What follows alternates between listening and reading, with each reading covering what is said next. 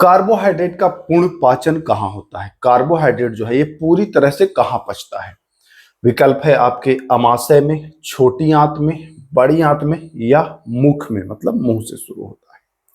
ध्यान रखिएगा, कार्बोहाइड्रेट की बात की जा रही है और साथ ही साथ कहा जा रहा है कि पूर्ण पाचन। यहां अगर प्रश्न को सही से ना पढ़ा जाए तो बच्चे अक्सर गलती कर देते हैं।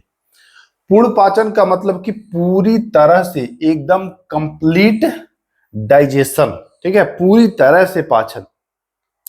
अगर पूरी तरह से बात करें तो पूरी तरह से जो पाचन होगा वो होगा क्षुद्रांत्र यानी कि छोटी आंत में, ठीक है।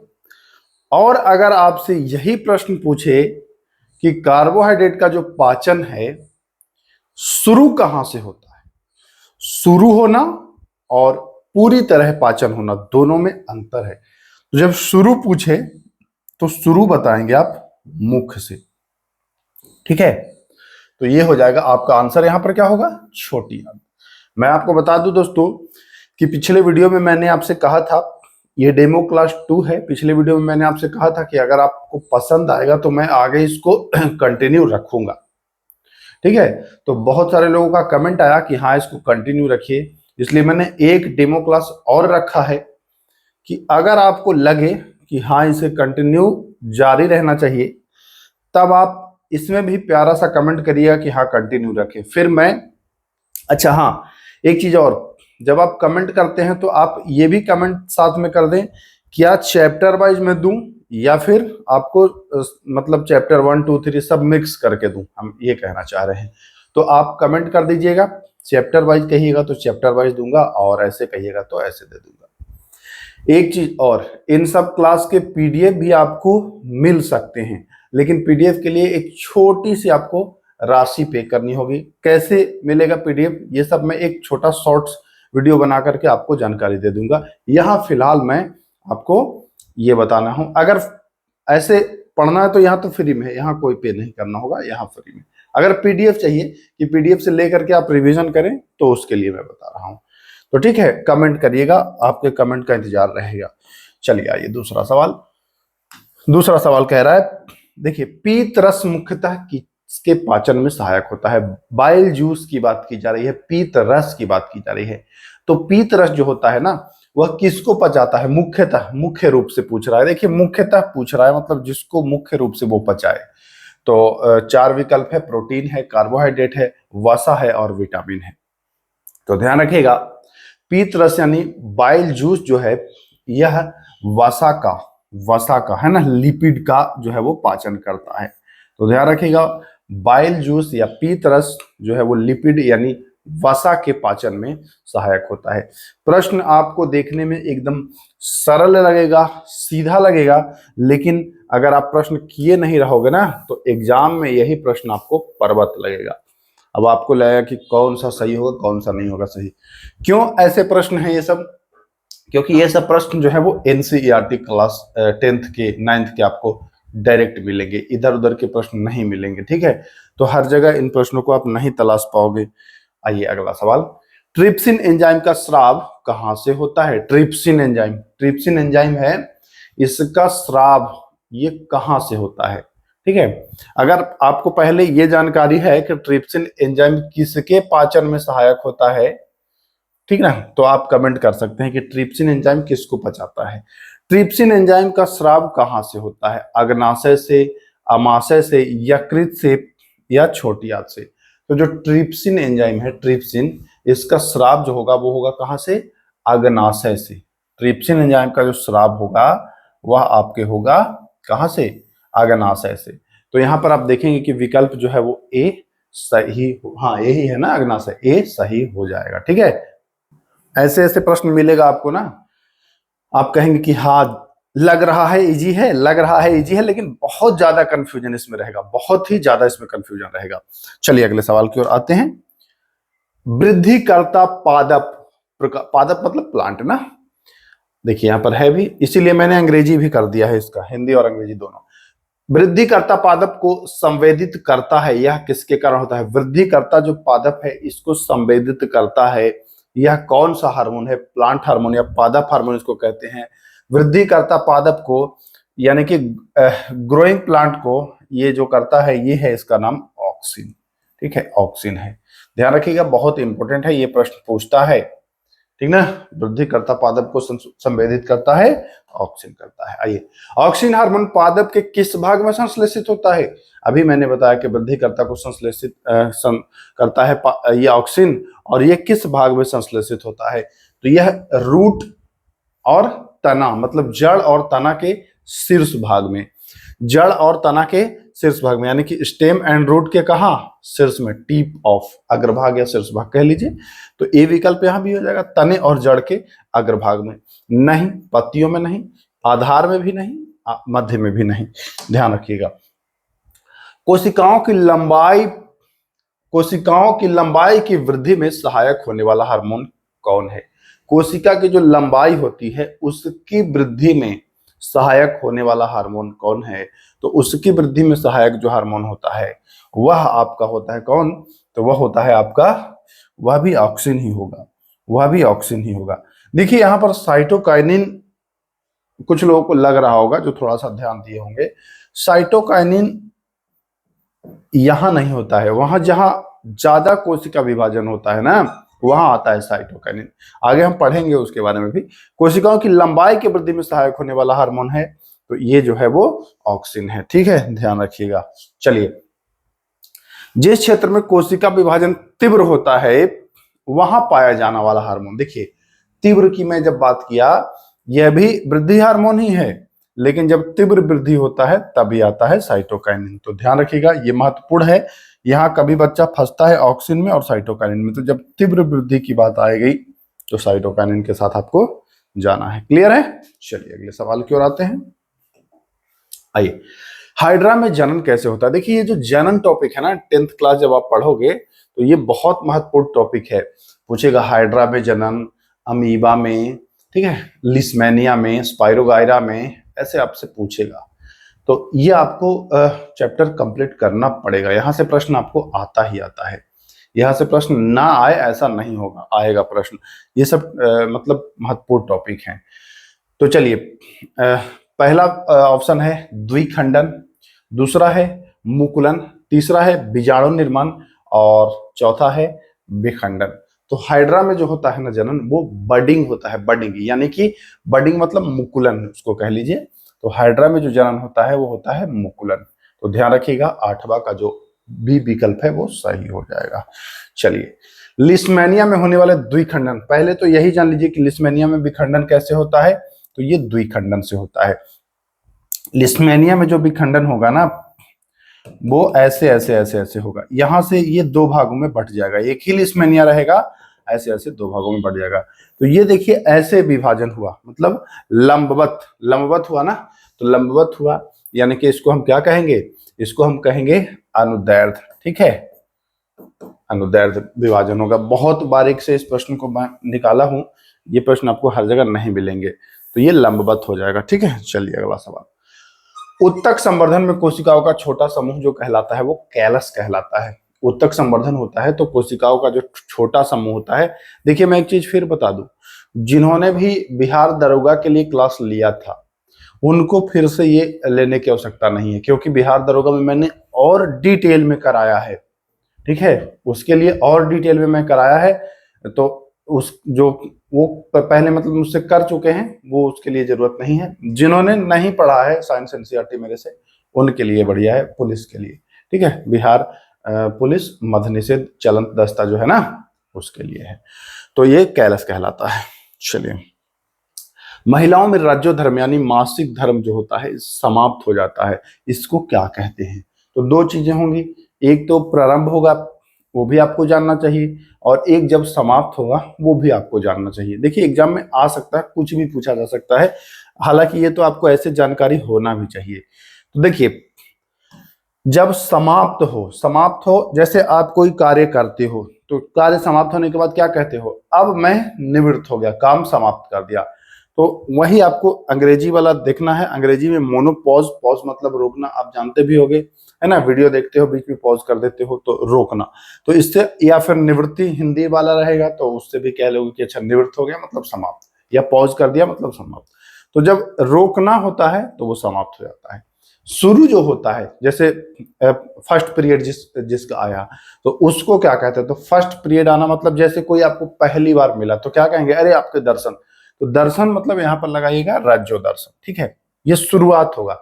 अंग्रेजी में अगर यही नाम दे दे, मान के चलिए रज्जो दर्शन ना लिखे, ये लिखेगा मेनार्क, तो ध्यान रखना है मेनार्क रज्जो दर्शन का ही अंग्रेजी है, ठीक है, तो ये ध्यान रखिएगा, महत्वपूर्ण है। मेनार्क, ये कंफ्यूजन क्रिएट होता है इन दोनों में, इसलिए मैं इसको एक साथ दोनों को लाया हूं। चलिए, मेंडल के प्रयोग में इनमें से कौन सा लक्षण शामिल नहीं था? मेंडल जो प्रयोग किया था तो उसमें बीज की आकृति को वो रखा था, देखा था कि बीज की आकृति में परिवर्तन हुआ है, बीजों के रंग पत्र को भी शामिल किया था, फली का भी रंग, लेकिन जड़ों की लंबाई नहीं शामिल थी, जड़ों की लंबाई नहीं शामिल थी। और ये प्रश्न मोस्ट इंपोर्टेंट है, आप इसको रट लीजिए, प्रश्न ये छपेगा बिहार पुलिस वाले में, एकदम छपेगा। जड़ों की लंबाई जो था वो उसके लक्षण में नहीं शामिल था। आइए, कॉपर सल्फेट का रंग होता है, सीधा आपको मैं एकदम शॉर्ट बता दूंगा, कॉपर सल्फेट, कॉपर सल्फेट, आपको बस एक ही लाइन याद रखना है, कानी, कानी मतलब कॉपर सल्फेट नीला, बस इतना ही काम आपका हो गया, कॉपर सल्फेट नीला, और कुछ नहीं, दिमाग लगाइए। चलिए, बिना बुझा हुआ चूना, अच्छा बिना बुझा हुआ चूना, बुझा कब, चूना कब बुझेगा? जब उसमें पानी डाल देंगे, हमने पानी नहीं डाला है, पानी नहीं डाला है, कैल्शियम तो होगा ही, कैल्शियम तो होगा ही क्योंकि चूना है, और पानी नहीं डाला है तो देखिए ऑक्साइड होगा, अगर पानी डाल देंगे तो यही हाइड्रोजन बढ़ जाएगा, तो ये बुझा हुआ चूना हो जाएगा, कैल्शियम हाइड्रोक्साइड, और पानी नहीं डालेंगे तो केवल ऑक्साइड रहेगा। तो यहाँ हमसे क्या पूछ रहा है? बिना बुझा हुआ, तो हम बताएंगे कैल्शियम ऑक्साइड। अगर यही पानी डालते हैं, ठीक है, तो पानी डालते हैं तो ये हाइड्रोप बढ़ जाएगा। पानी का सूत्र जानते हैं ना जी, H2O हाइड्रोजन ऑक्सीजन, तो यही हाइड्रा आप मिलेगा, तो वो कैल्शियम हाइड्रोक्साइड, ये बुझा हुआ हो जाएगा। बुझा हुआ में पानी डाल दिया तो बुझ गया, नहीं बुझा यानी पानी नहीं है, हाइड्रोक्साइड होगा। लिटमस विलियन का रंग होता है कैसा? देखिए, लिटमस का आपसे न तो अम्लीय पूछ रहा है न क्षारीय पूछ रहा है, केवल लिटमस का विलियन पूछ रहा है, लिटमस पत्र। तो जो मूल होता है, जो उदासीन न्यूट्रल है, इसका पूछ रहा है आपसे, तो ये होता है पर्पल यानी बैंगनी। कैसा होता है? बैंगनी होता है। लिटमस पत्र या लिटमस विलियन जो होता है, इसका मूल जो रंग होता है, जो उदासीन कह लीजिए, वो होता है पर्पल, बैंगनी। अब अम्लीय कैसा होता है और क्षारीय कैसा होता है? एक बढ़िया सा कमेंट करिए कि लिटमस पत्र का अम्लीय विलयन कैसा होगा, ठीक है, या क्षारीय विलयन कैसा होगा, लिख के ही बताइएगा। चलिए, धातु कार्बोनेट प्लस अम्ल की अभिक्रिया कराएंगे तो क्या बनेगा? धातु कार्बोनेट और अम्ल, तो धातु कार्बोनेट और अम्ल को अगर हम रिएक्ट कराते हैं तो लवण तो बनता ही है, तो आप देखेंगे कि लवण साल्ट सब में बनेगा, साल्ट आपका सब में बनेगा। देखिए, ये कैसे होता है? धातु के जो ऑक्साइड होते हैं ना, ये क्षारीय होते हैं, धातु के ऑक्साइड होता है वो कैसा होगा? क्षारीय होगा। और क्षार में आप अम्ल मिलाएंगे, क्षार में आप अम्ल मिलाएंगे, ठीक है, तो ये कैसा होगा? क्षार और अम्ल मिलकर न्यूट्रल होगा, उदासीन बनेगा, उदासीन बनेगा ना, तो यहाँ जल बनेगा, लवण बनेगा, जल बन ही रहा है, और CO2 भी बनेगा यानी कि कार्बन डाइऑक्साइड, तो हो जाएगा क्या? सी विकल्प बिल्कुल सही, ठीक है। चलिए, अगले सवाल, फिनाल्फथलीन का क्षारीय विलयन कैसा होता है? फिनाल्फथलीन का क्षारीय विलयन कैसा होता है? देखिए, एक शॉर्टकट मैं बता रहा हूं, फिनाल्फथलीन का जो विलयन होता है, यह अम्लीय और उदासीन, ये दोनों रंगहीन होगा, अम्लीय उदासीन जो होगा वो रंगहीन होगा। अब क्षारीय की बात करेंगे तो क्षारीय वाला जो होगा वो पिंक होगा, कैसा होगा? पिंक होगा। क्षारीय जो फिनाल्फथलीन का जो होगा वह पिंक होगा। बाकी अगर यही अम्लीय पूछ दे, अगला प्रश्न पूछेगा अम्लीय, अम्लीय तो अम्लीय होगा कलरलेस, ठीक है, या इसका उदासीन पूछ दे तो उदासीन भी होगा कलरलेस। केवल क्षारीय जो होता है वो पिंक होता है, तो यहां पर आपको ध्यान रखना था। चलिए, नीचे दिए गए शब्दों पर, कथनों पर विचार करें। हीरा सबसे कठोर प्राकृतिक पदार्थ है, कौन नहीं जानता है? एक पहला कथन तो कंप्लीटली सही है। दूसरा कथन, हीरे का गलनांक कम होता है और इसका क्वथनांक अधिक होता है। नारे भाई ना, हीरा का गलनांक और क्वथनांक दोनों अधिक होता है, ठीक है, हीरा का गलनांक और क्वथनांक दोनों अधिक होता है, तो ध्यान रखिएगा, पहला कथन केवल कथन एक सही है, ठीक ना, तो ध्यान रखिए। चलिए, इनमें से कौन सी धातु शीतल या गर्म जल के साथ अभिक्रिया नहीं करेगी? शीतल मतलब ठंडा जल, और गर्म जल से नहीं अभिक्रिया रिएक्ट नहीं करेगी, लेकिन भाप के साथ अभिक्रिया करके धातु ऑक्साइड और हाइड्रोजन बनाएगी। वह कौन होगा? तो वो आयरन होगा ही, एल्युमिनियम भी होगा, जिंक भी होगा, तो मारिए ना सभी होगा। ठीक है, भाप और ठंडा जल और गर्म जल में नहीं करेगा, लेकिन भाप में करेगा, और करके क्या बनाएगा? धातु ऑक्साइड और हाइड्रोजन बनाएगा। ठीक है, चलिए। एनोडीकरण प्रक्रिया में एनोड पर कौन सी, एनोडीकरण प्रक्रिया जब होती है तो एनोड पर ऑक्सीजन गैस आपका क्या होता है? निकलती है, रिलीज होता है। ठीक ना, तो एनोड पर ऑक्सीजन गैस रिलीज होता है, ध्यान रखिएगा। एनोडीकरण में सक्रियता श्रेणी में घटते हुए अभिक्रियाशील धातुओं का सही क्रम कौन सा है? ध्यान रखिए, पोटेशियम, सोडियम, कैल्शियम, मैग्नीशियम। आपको पो, सो, कै, मै, अगर ये चारों याद हो गया तो आप कर लेंगे। बस आपको कुछ नहीं करना है, आपको क्या करना है?